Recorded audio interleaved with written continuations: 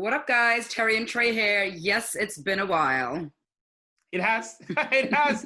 We made the fake comeback a month ago like the Knicks, but we're back. Russell Westbrook brought us out of hiding. Let's get into the video. Take notes.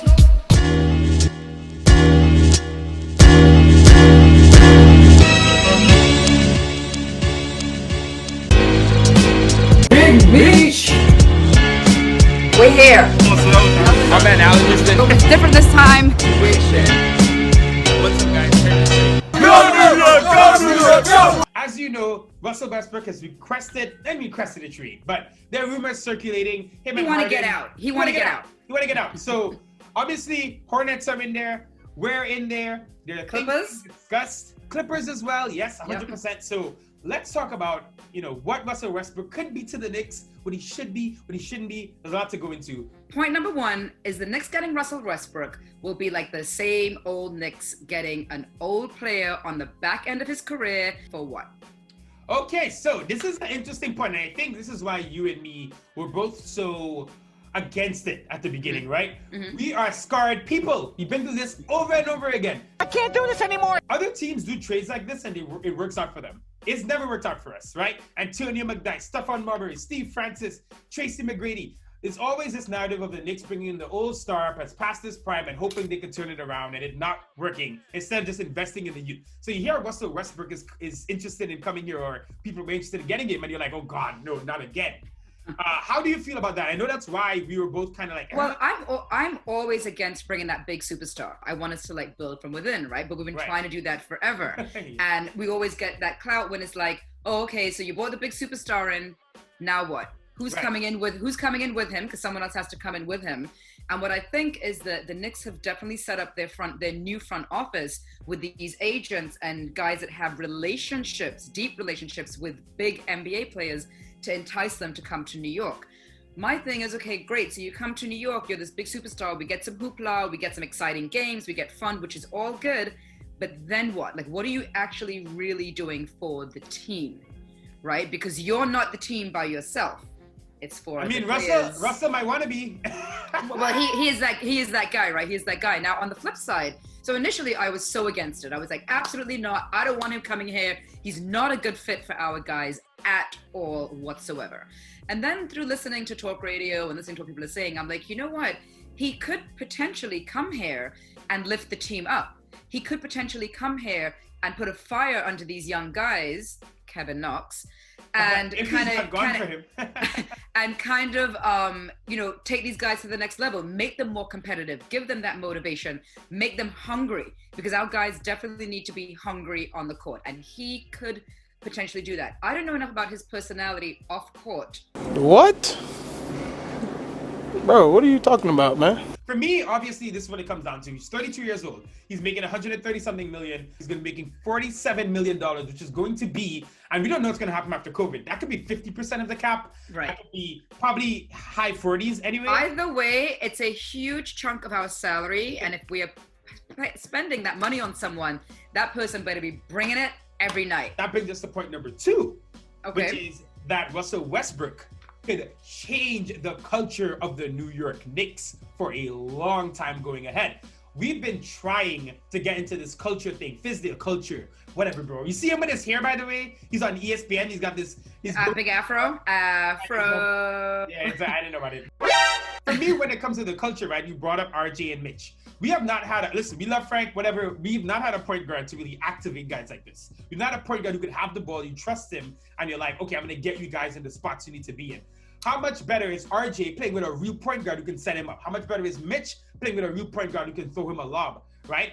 Russell Westbrook gets to the rim. He's going to open up space for the shooters on the wings. There's just so much you can do here. Don't forget, Tom Thibodeau was a coach of Derrick Rose back when Derrick Rose was, before he got injured. And Derrick Rose is so similar to Russell Westbrook in terms of the athleticism, the excitement. So Tom Thibodeau would know how to get this kind of player out of Russell Westbrook. So you brought up Russell Westbrook and what he could do for the guys, and then I was actually going to bring up CP3, because to me, out of those two guys, the better fit for us to really push those guys to the next level would actually be CP3. So to me, he is that guy that brings that. I don't know if Russell Westbrook is, and because of Russell's age, early 30s, yeah, is he really willing to hang with the 21-year-olds and 22-year-olds and say, hey guys, let me teach you the way.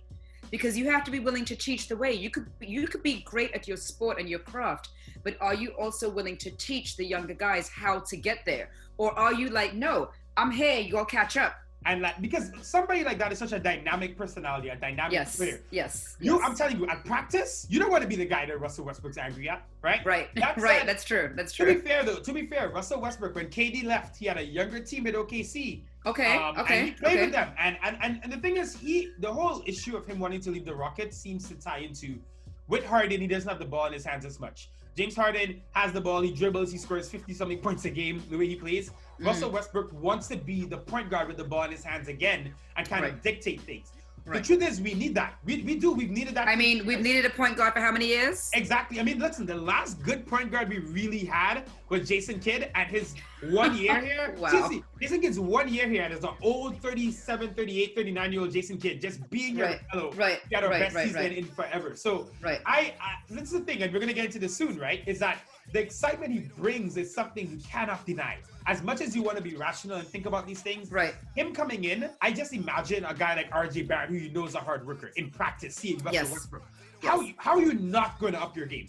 So the only thing I'm upset about then, so here's the thing. We could talk all we want about him. If we get him, like you said, obviously we'll be excited. Yeah. Then I'm sort of upset that we can't go to the Garden to watch a game. Because that's the next thing. Because Russell Westbrook coming here, to be honest, is a great business decision, right? In our normal world where we have the stadium packed and so on. So him coming here now is almost like, okay, he's bringing excitement, but to where? To your couch? To your couch when you watch it. And yes, we will be excited sitting on our couch. But I think it brings so much more if there are actual games going on. But if we were able to go to the games, I think there's a lot more exciting than that. I mean of course. You said it. Can you imagine watching the Knicks and the Nets play, watching Russell Westbrook playing against Durant? At the Garden? Yes. What? Like, that would be like amazing. Yeah, I mean, so I don't know how that's going to work out. I have to just say right here now also that I'm so sad that we can't go to a game, and I cannot wait. I think I'm going to be in tears the next day that we are able to go to an actual game. We definitely took it for granted, and we're going to talk about that in a future video as well. So if we're getting Russell Westbrook, what are we giving up? So this is the interesting part, probably the most interesting part for me. At first, I see Russell Westbrook wants out. I know his contract is huge. Not many teams have the cap space to absorb him. By the way, kids, this is why you want cap space, because you have options. You have options. You can decide. It gives you flexibility to do so many different things. You can take on BS contracts. You can take on little 2 and 1 year contracts, and then have assets coming out on the other end. Thank you. So when it comes to Russell Westbrook, what I've heard, Julius Randle and the Clippers pick, which is number 27, the pick we got from Morris. I know you drive Randle all the time. Here's the funny thing though. I like that trade, of course. Macri reported yesterday or the day before, I think, that the trade being discussed right now does not include RJ Mitch, Kevin Knox, or Frank Ntilikina. Now, RJ and Mitch were 100%. How does Frank stay in the mix all the time? Shout out to my guy Frank. Now, what Macri is basically saying is RJ and Mitch seem 1,000% untouchable. Right. Frank and Knox are not the same level, which is clearly fair. Yes. However, Knicks aren't really trying to include him. The truth is, and this is a weird thing, despite how good Westbrook is, we're doing the Rockets a favor in a sense. Right, absolutely. No one else can take him. No one has the money we have. Right. We are one of the few teams that has the cap space to take him off their hands. Exactly. They don't want. Who do they want? Who does Houston want? Well, the thing is, they were kind of blindsided by this. Their team that's competing, James Harden, is like in the prime of his career. Right. They can't really afford. They don't want to reset, right? Daryl Morey just left, so it's a mess there. I think that's why Harden is also upset. So for them, they don't want to reset. So that's why you're hearing that Clippers trade for Paul George and a couple of the players, because that would kind of let them keep competing. Maybe Harden and Paul George works better, and then maybe Russell Westbrook and Kawhi works better, which is very possible, I think. So Houston don't want to just reset. Though Julius Randle is, as much as we make fun of him, he's not really a bad player. He's young. No, he's not. He's not a bad player. The thing is, and he's on a 1 year deal, well, a 1 year and a 1+1 basically after last year. So if they get Julius Randle, they could play him for 1 year. Maybe he works out, maybe he doesn't. They could trade him and they could start over and they'll have more money and they can do something with that. So when I saw that the trade wasn't going to include our young guys or include any big picks, you were fine. You were fine with it. You were like, why not? You're telling me, right? You're telling me Mitch, RJ, Knox. And Knox would probably benefit from Russell Westbrook more than anyone, right?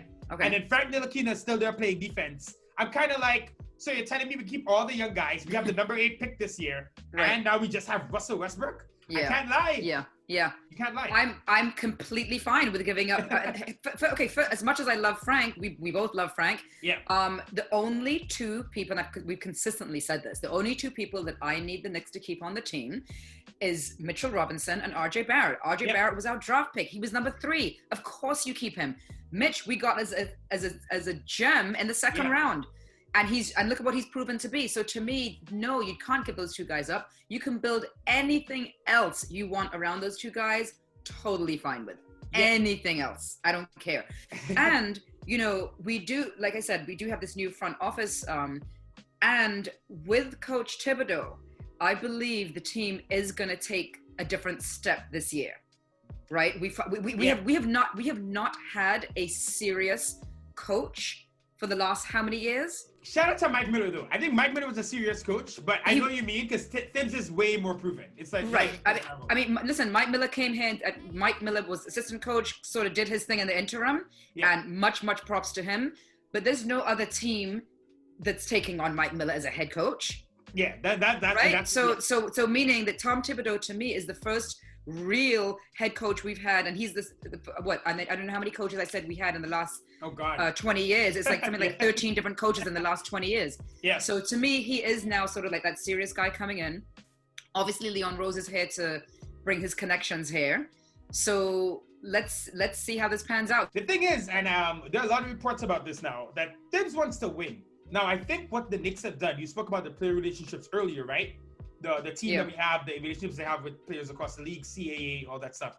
The Knicks have kind of done this kind of dual thing, this duality we're living in, where we have a development staff that's heavily focused on young guys and a front office that knows the big players that can get them here. Just like we're doing both at the same time, which I like. Right. I think what they're going to do is choose the young guys they care about and then go ham on the development of them. And then the rest of them, screw them, let's get some big players in here. So doing both at the same time can work. And I'll give you an example. The Heat have found a way to do both. Because you have Jimmy Butler, right? Do it obviously incredible, Goran Dragic, all those guys. But then you developed Bam Adebayo, you developed Tyler Herro, you developed Kendrick Nunn. So you get both at the same time. It's like both things are raising at the same time. Can Russell Westbrook be like a turning point for the long-term future of the Knicks? Right. It's possible. It is possible. Well, I was going to bring up the Heat because, and kind of the point that you just made, which is that team sort of gelled together before our eyes because Jimmy Butler just went there, right? And Jimmy Butler was this problem child all over the league. Oh, we can't play with him. He's this, he's that. He screams at people, However, he was the right fit with those people in Miami that are playing for the Miami Heat. He was the right fit with them, and they worked well together. I don't know if Russell Westbrook is the right fit for our guys as we know them right now, but they're all young, they're all impressionable. They could all start making changes and become different people as a result of him or someone like him being here. So, you got to remember, these guys are 22. Yeah. Right. Yeah. At 22, you're coming into your own. I think about who I was at 22 and who I was at 32, and then 42. Right. Yeah, I'm giving away my age here. I can't wait for people in the comments. They're like, you're older than 42. But I'm thinking about who I was and how you change as you grow and as you learn things, right? In whatever profession you're in, or even just life. So that, I don't know how he could fit with these guys. It could be a great match and a blossoming match, or it could be some friction. I would say this. He works hard. Russell Westbrook is like, listen, he's 32 and he's been doing this since he came in the league at like 20 or whatever. He has not taken a season off. He has worked every game, grinded, played hard. This is not I'm out of the club, this, that, the other. Russell Westbrook comes to play. He makes dumb decisions on the court. He can't shoot, which is a problem, and sometimes he makes stupid plays. Great. Another person that can't shoot on the team? Just what we need. But the thing is, listen, he does do things on the court that aren't the smartest high IQ basketball plays, but this guy will die for the Knicks. So when you talk about New York basketball culture and what we need, that's it. So that brings us to point number 4. Why the hell not? I want to bring up the trade for Melo, right? So Right. I remember when we traded for Melo, I was working at a restaurant and I get the text that the Melo trade goes through. I'm looking at what we gave up and I'm like, oh my God, that's so much. I didn't want to give up Gallinari. I wanted to give up Landry Fields instead. There were so many issues there. But regardless, I remember being upset, right? Because I was my same analytical self looking at the future while we give up these picks, blah, blah, blah. When the Garden played I'm Coming Home. I'm coming home, I'm coming home. And Melo walked out against the chills. Bucks. If I remember, it was the Bucks. And we had like no players on the team. It was like, because we traded so many guys. It was like Melo, Billups, Amari, and a bunch of like end the bench guys. And I just remember watching Melo play, and I was just like, oh my God, this is what being a fan is about. This is the funny thing, right? We're fans. It sucks that the NBA is so much all or nothing, where it's like either you're bad and getting picks or you're great and getting championships. It's like, because the Heat, again, bringing them up, they kind of proved this year that you can kind of be in that middle and then even take a leap. And Russell Westbrook, it will. I will tell you what it would do. So as Knicks fans, the reason that Knicks fans don't want him here is like, oh no, we want to build through the draft. We want to do it the right way. We don't want to get this big superstar. However, if he does come here, what it will do for the Knicks as a team and an organization and a franchise, it will kind of make us relevant again. Because what's going to happen is that other people in the league who look at us as like the laughing stock will be like, oh, Russell went there? Okay, so that means I got to take them seriously now. For instance, like my brother-in-law is going to be like, oh, I see Ole get Russell Westbrook, right? he's gonna make that comment, and people will be like, oh, okay, he went there. We will be taken a little more seriously, and we potentially could make it into the playoffs. 8th seed even, but we could get there. We could get there. That's the thing. I can't lie.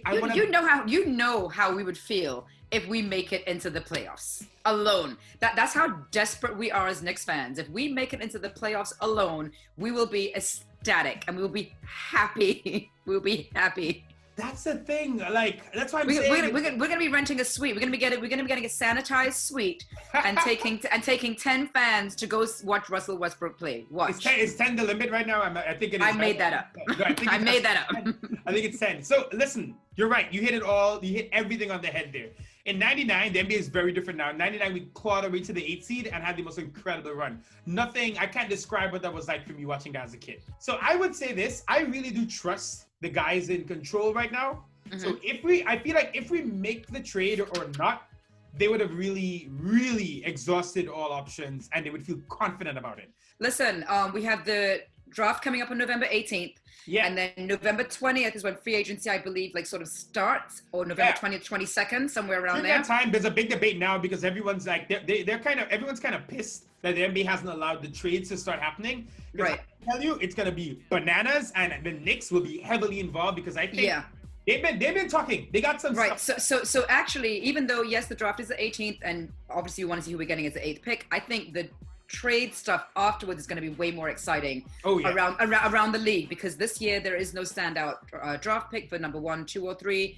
Everyone has very, very different mock drafts depending on what they actually need for their team specifically.